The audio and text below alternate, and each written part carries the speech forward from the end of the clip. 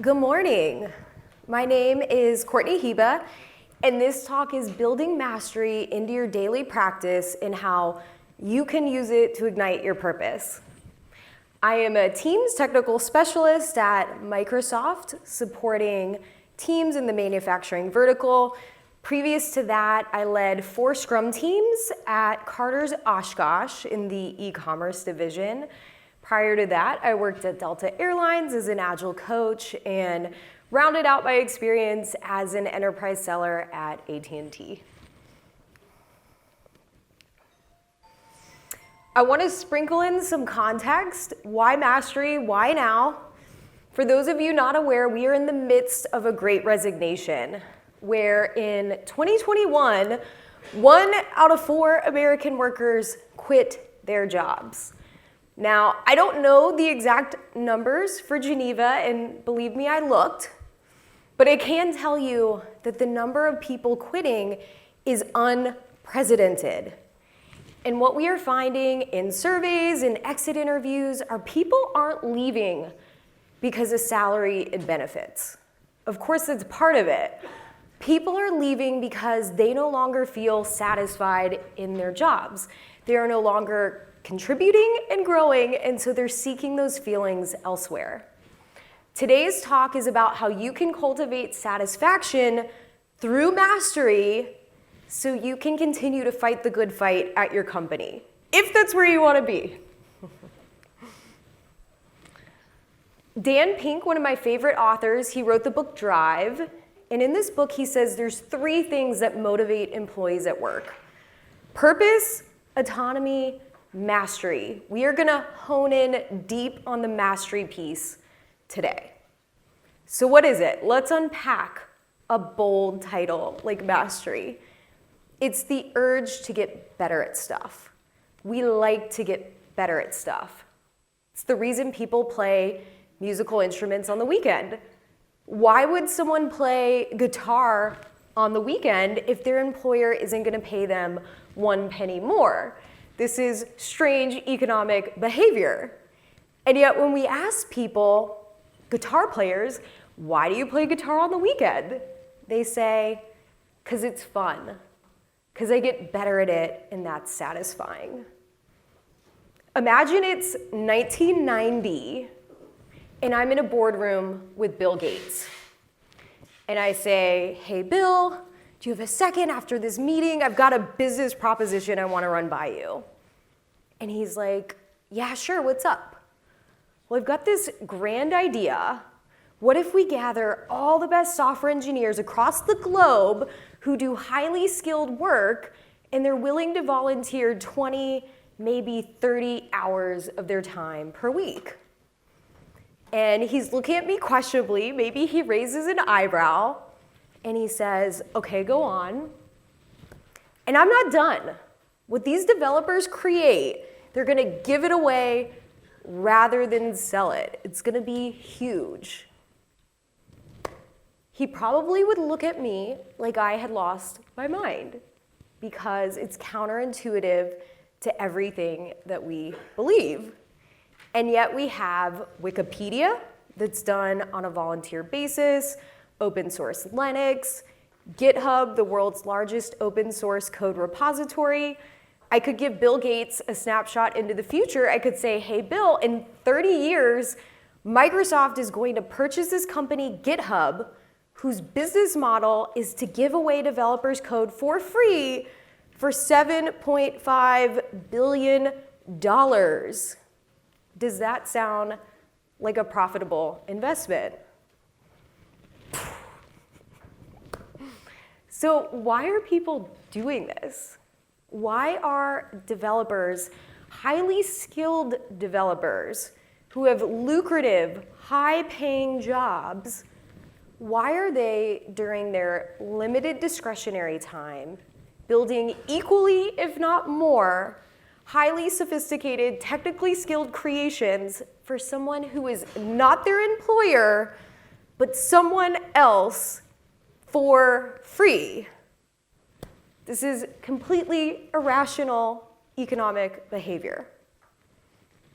The answer is overtly clear. challenge and mastery along with making a contribution. How can we build a daily practice of mastery into our lives? Through mastery, we feel fulfilled because we continue to contribute and grow.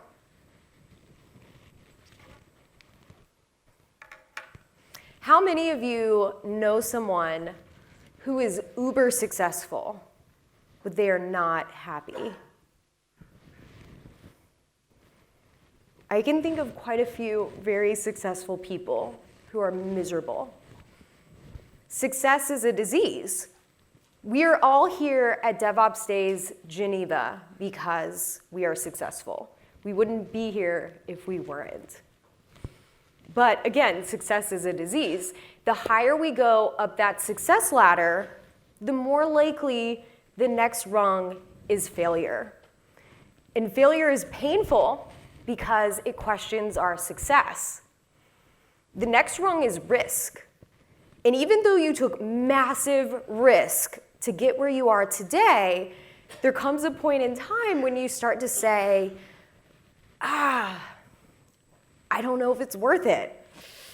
I don't know if it's worth it to take this risk. We get comfortable in our groove, and our groove becomes our grave. Success without fulfillment is the ultimate failure. Constant and never-ending improvement is the key to fulfillment.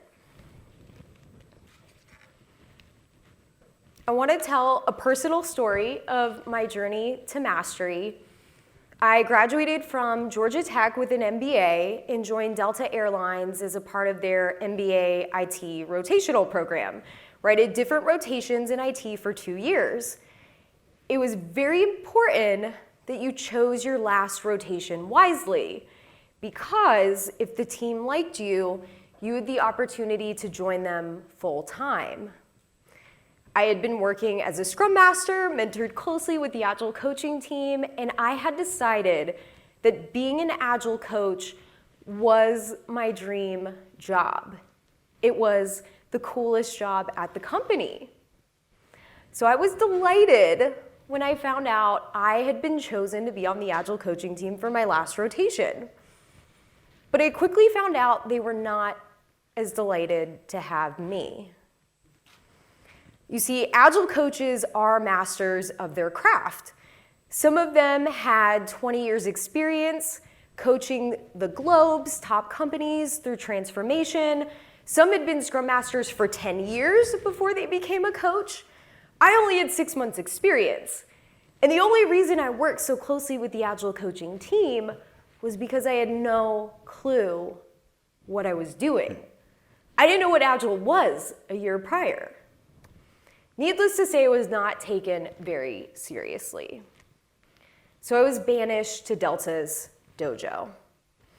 Dojo, as Encore explained earlier today, was an 8-week immersive off-site experience for IT teams with big audacious goals where they would come to get coached in Agile, Cloud, DevOps, API, security.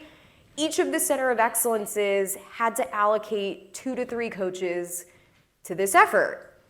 Because my manager didn't dream up Dojo, it wasn't her brainchild, she wasn't leading it, it was painful for her to allocate a coach to Dojo because that meant they couldn't work on her transformation efforts, which made me the perfect candidate to go.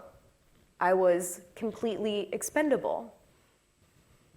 But Dojo ended up being the best career decision of my life, even though it wasn't a decision I consciously made. At Dojo, I met Chris and Wade, the 2 most incandescently brilliant Agile coaches, innovative, thought-provoking, and I had them at my disposal for several hours a day. At Dojo, we lived by the adage, you need to slow down to speed up. That was ingrained in our values. We had a very strong culture of innovation and learning. Because of that, it wasn't unusual for me to spend 4 hours a day with these guys, whiteboarding, collaborating, frantically scribbling in my notebooks, trying to learn through osmosis. I remember in the beginning, they used to ask me often. They would say, Courtney, What do you want to do after your rotation? Do you want to do something new? Do you want to go back to the team you were scrum mastering for? And in my head, I'm thinking, no, absolutely not after I've had a taste of this. No one believed I would stay on the team past a year, not even myself. And then disaster struck. Our CIO mandated several strategic initiatives, and the IT teams did not have the skills to be successful. Dojo was flooded, absolutely inundated with teams trying to join. At one time, we had 8 teams in the dojo for the 8-week engagement, and we had a backlog of teams filled up for the rest of the year. Out of desperation, Chris and Wade asked if I could become a coach. As a coach, I mentored product owners, scrum masters, and I delivered agile trainings from our playbook, 1 per week for the 8 weeks of engagement, and then I would deliver it 8 times to the 8 different teams. Now, I don't want to paint this experience through rosy retrospective lenses. I want to be transparent with you all. I was terrible. As Brené Brown says, you have to embrace the suck because there is a formula. The formula is fail, feedback, iterate, fail, feedback, iterate, fail, feedback, iterate, win. And it is only through the sucking that you get the feedback to get better. So often people will come up to me and they'll say, Courtney, I can't do this thing. I'm not ready enough, or I'm not prepared enough. The truth is, if you are waiting for that perfect moment to be prepared, the opportunity will pass you by. No one steps in day one and is the impeccable agile coach. That year, I had the opportunity to coach 28 different agile teams, which is remarkable because the average coach coaches 4 in a year, which exponentially expedited my learning curve. At the end of the year, I got a call from my manager, which was strange. She never called me. And when I answered, she said, hey, are you sitting down? I've got some unfortunate news. And I'm like, yeah, I'm sitting down. And in my head, I had prepared for this moment. I knew it would be a stretch to be on this team after only 1 year. I was prepared for this moment to unfold. She said, surprise, I want to welcome you to the Agile coaching team. I thought, oh, yes, I've done it. I went on to help lead Delta's Agile transformation. I led and organized Delta's Day of Agility, a global event for thought leaders in the Agile space to share best practices. And when turbulence got a little bumpy during COVID, I left and led Carter's Agile transformation. Today's talk is about how you too can conquer mastery. I want to break down the different types of mastery. Maybe you're here because you want emotional mastery. You want to master your emotional states during times of stress. Or perhaps you want wealth mastery. You want to be financially free. Or maybe you want relationship mastery. You want a lifelong spouse with kids who love you, because that's not guaranteed. But I think what would be relevant for today, given we're all here at DevOps Days Geneva, is business mastery. This is all about how can I get better at my craft? Because the better we get at something, the more we love it. Seth Godin says, doing what you love is for amateurs. Loving what you do is for professionals. What he means by that is through daily practice, you can make any job your calling. I didn't wake up when I was 5 years old and say, I want to be an Agile coach. I didn't know what that was. I wanted to be a farmer. But through daily practice, Agile became that thing that made me tap dance to work each day. There's 3 levels to mastery, and only the 3rd level, physical, is the true level of mastery. And the caveat is, to get to physical mastery, you must pass through the first 2. The first level is cognitive mastery. I used to think if I read a book or took a certification, I had cognitively mastered something. Nothing could be less true than this past December, I took a voice engineer cert, had a call with an actual voice engineer a couple weeks later, found out real quick, I've still got a lot to learn. It is not enough to passively read a book or take a certification. Masters understand that repetition is the mother of skill. Repetition and concretely integrating what you have learned into your daily life. For me, I know I have cognitively mastered something if I can teach it to someone else, which hence is why I'm here today teaching you all mastery. The second level is emotional. This is when we feel it in our body. This is when we start to leverage the principles of pain and pleasure. When we do something over and over again and we link massive pain or massive pleasure, the actions become more automatic. Think of a conversation you've had with your spouse. Maybe you started that conversation off with, "You always." And you see them react negatively. Pretty soon you start to recoil with negativity. And after a while you learn not to use that phrase anymore. We need compelling reasons or a bold enough why to continue down a path. Otherwise, have you ever had an experience, and hand raise if you have, where you were hiring someone and you got this feeling in your gut that it might not be a good idea. Something's just off. It's not a hell yes for you, but you hire them anyway. And it ends up being a terrible experience. Well, because you got burned once, that means you'll never get burned again, right? No. People make the same mistakes over and over again because they haven't found a way to link enough pain to the problem, which keeps them from reaching the final level of mastery, physical. Physical is when you do it consistently, you own it, you can do it backwards, you can do it forwards, you can do it with your eyes closed, it is automatic. Think of the first time you learned how to drive a car. You had your elbows locked out, your hands gripping the wheel in 10 and 2, you're frantically checking the mirrors every 5 seconds, and in your head, you're thinking, is the left pedal the brake? Is the right pedal the brake? Which one's the brake? It is completely chaotic. But over time, you master driving cognitively. You understand the road signs.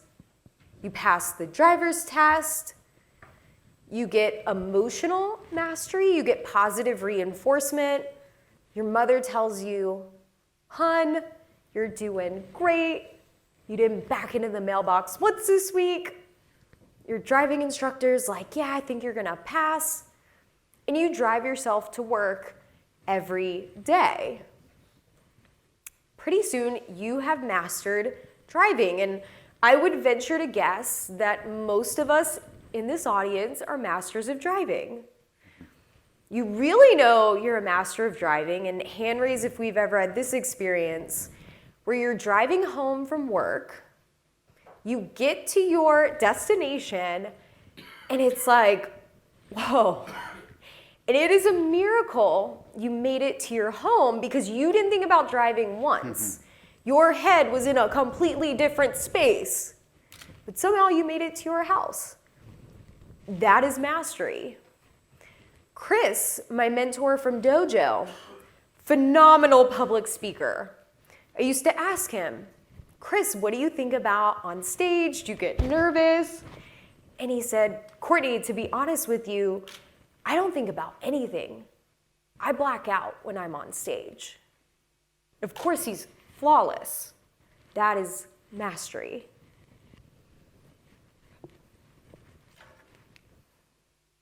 I want to transition to the 3 principles of mastery and how you can use them to propel yourself to the 3rd and final level, physical mastery. The first level is model. Find someone who has the success that you want and see if they'll meet with you regularly. And by regularly, I don't mean once or twice, I mean on a monthly basis, quarterly basis. Some of you in the audience today, you may want to be a DevOps engineer, an SRE, security engineer, manager. Someone in this audience right now has the success that you want. Meeting with them regularly is a conversation away. Now, I understand this may not always be practical. Maybe you want to be the next Britney Spears, and she's just not willing to meet with you. You can synthetically get around model. You can read all of her books. You can watch all of her YouTube videos, follow her TikTok, Instagram. There are other ways around physically meeting with someone. The next level is immersion.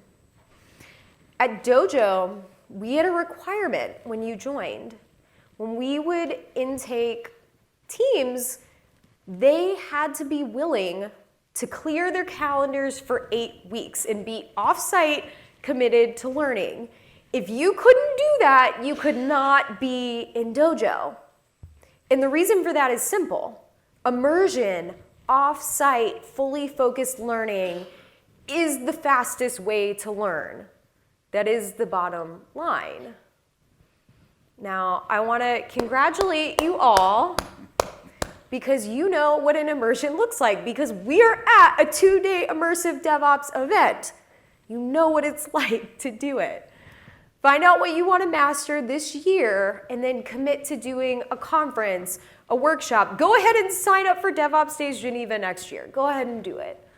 For me, I signed up for several Agile boot camps that were 5 days long, fully committed to learning. No laptops, no cell phones, and I learned more in the 5 days of those boot camps than I had in an entire year.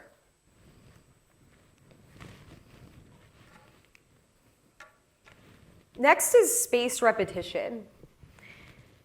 Maybe you had this goal. You want physical mastery. You want to be super ripped, super fit. You look down one day and it's like, oh, I've got these 6-pack abs. So what's the first thing you do? You cancel your gym membership, right? Mm-hmm. You don't need that anymore. No. You have to intentionally find ways to keep yourself in the game. Mastery is a lifelong journey. It's not a destination. For me, I don't coach Agile anymore, but I do teach as an adjunct professor 1 night a week, and I have found ways to weave in Agile foundations into my coursework. I also attend 2 Agile conferences per year so I can keep my finger on the pulse of what's new.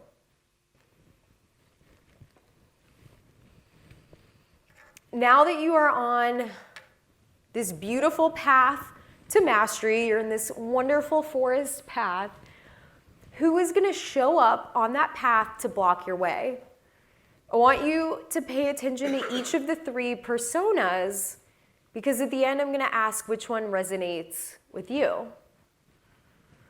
The first persona is the dabbler. This person, they love shiny new offices, sparkly new equipment, new people, and they make sure to let everyone know how amazing their new job is. But they eventually hit a plateau. And when they hit a plateau, they start to think, I didn't know it was going to be this hard. I didn't know this was involved. Let me pivot. Let me do something else. Let me do this other thing. They have a very long resume. They've also mastered the honeymoon stage, bouncing from relationship to relationship. The second persona is the stressor. This person, they know the key to life is getting results. And it doesn't matter how you get them, just as long as you get them quickly. They are the person, first day on the job, they want to know all of the people, products, processes, everything. Day one, they are go, go, go. But they also hit that plateau. And when they hit the plateau, they double down. They are the person working 80-hour weeks. You'll see them shooting off emails after midnight. And they eventually burn out in a big fiery ball of flame that touches everyone around them. The last, number 3, is the hacker. This person, once they start to get the hang of things, they decide, I don't mind indefinitely living in this plateau stage so long as I can hack around with other hackers. They don't mind skipping the stages essential for the development of mastery so long as they can hack around with other hackers. They specialize in the art of shortcut taking. They are the PM who skips every training, every conference, the weightlifter who can bench 500 pounds, but they skip leg day every time. They're the person that leaves work on time or early every day, and they wonder why they don't get promoted. I'm curious from the audience if you could just do a hand raise of which one resonates with you. I'll be transparent with you all. I feel like normally it's a really good mix of all 3. Anybody? Okay. Seeing some other. Yeah, it's usually a very even split. Nice. We know this isn't actually us. This is the exaggerated persona, right?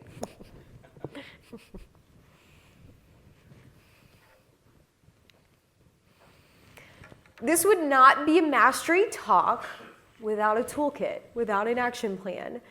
This is something you can do today. Take a screenshot of this. I think the slides are available afterwards. If they are, the slides are available after the presentation. I have detailed notes of what I'm going to say. First thing you need to do today, while it is fresh, is I want you to write down 1 to 2 goals you are committed to mastering this year. It is not enough to say, I want to be a manager. These need to be SMART goals: specific, measurable, actionable, results-oriented, time-bound. A better goal would be, I want to be an outstanding level 65 AI program management team manager by December 2022. This is very specific. It is time-bound. It's results-oriented. I can make this measurable and actionable by adding in some caveats. Caveats are, to be an outstanding manager, I need to have all positive feedback through my quarterly reviews from my team. If I don't have all positive feedback in my quarterly review, that probably means I am not outstanding. Another caveat, something I can measure.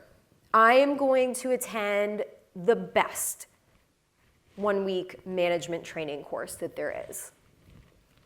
I'm going to read a book on management. And I'm going to find someone who will be my model. I'm going to find an outstanding manager at my company and see if they will meet regularly so I can find out, what have they done differently? What is their journey like? What makes them different from the rest? And how can I integrate that into my practice? The next thing today, while it is fresh, is we need to build compelling reasons. This is when we start to leverage those principles of pain and pleasure. Besides each of the goals that we want to master, I need a paragraph of everything pleasurable that will happen if you can achieve the goal and everything painful. So for the goal, I need a paragraph of everything painful that will happen if you can't achieve the goal. I want you to imagine it is December 31st, 2022, and you have not become a manager. You are in your same role, no progress. How will you feel? What will you have missed out on? I want you to write down everything painful that will happen. And then below that, I need a paragraph of everything pleasurable that will happen if you can achieve this goal. And I want you to step into the moment when you find out, that moment you get the phone call, the email, and you find out that you are a manager. How do you feel in that moment? What emotions are going through your brain? I want you to articulate that in paragraph form. What type of experiences will you be able to curate as a manager? Who will you be able to impact at your company? Write all of that down. Thirdly, today, take action. Never leave the scene of a decision without taking action. Do something small today that moves the needle forward. Maybe you email the organizer for that week-long management course to find out the dates. Something simple, you get the dates. Maybe you order the book on Amazon.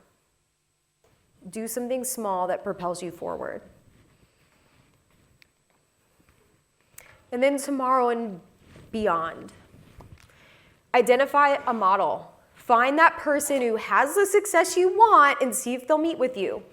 We have a lot of coffee breaks today. We have a lot of open spaces. I challenge you to find someone at this conference that can be your model. Immersion. Once you know what you want to master, sign up for the conference, the training. Heck, go ahead and sign up for DevOps Days Geneva 2023. Just go ahead and do it. Immersion is the fastest way to learn. Inspect and adapt. Get feedback. Feedback is a gift. Remember the formula, fail, feedback, iterate. It is only through the sucking that you get the feedback to get better. Ask people around you. I would say 360 feedback is best. You don't want to just get feedback from your manager. Get feedback from people below you, levels below you, your peers, your manager, one level up from your manager. And then lastly, repeat. Repeat it all over again. Repeat it for different goals.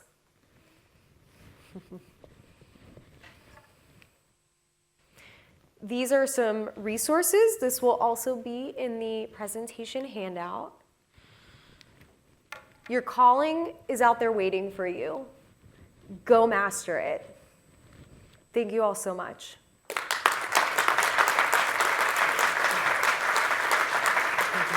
Thank you very much, Courtney.